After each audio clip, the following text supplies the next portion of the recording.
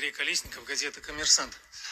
Владимир Владимирович, когда... Andrei Kolesnikov, Kommersant Daily. Mr. President, when you spoke about possible strikes against decision-making centers, you did not clarify what centers did you mean, military or political ones? That's one. And the second question, as the Commander-in-Chief, how do you think these strikes against these decision-making centers, could you use Orashnik to strike it? I believe no other weapon could reach that far. You know, in Soviet time there was that joke about the weather forecast. So the forecast is that today, until the end of the day, everything is possible.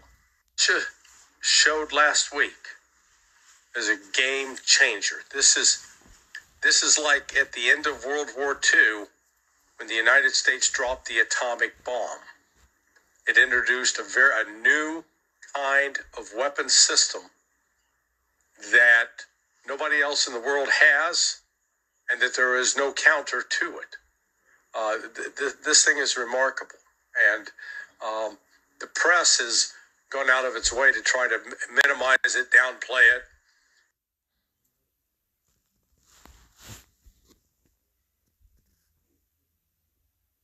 Pretend that nothing happens. This weapon had the effect, the blast effect of a nuclear bomb, without the radiation, without the fire, and without the storm winds. It was able to penetrate underground, and it has turned the place into dust.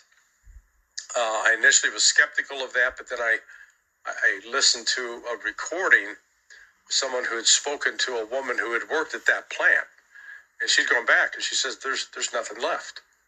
I thought, maybe hyperbole, but then I heard from somebody who's in a position to know, who said exactly the same thing.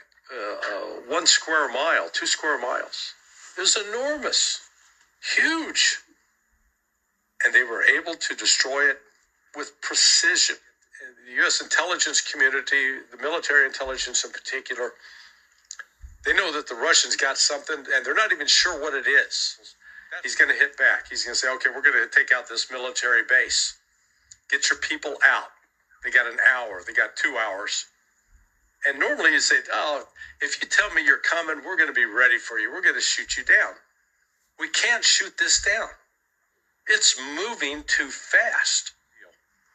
And this is a big deal, because I think it fundamentally changes the calculations for war.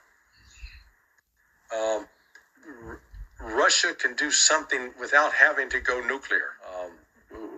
We really witnessed something remarkable.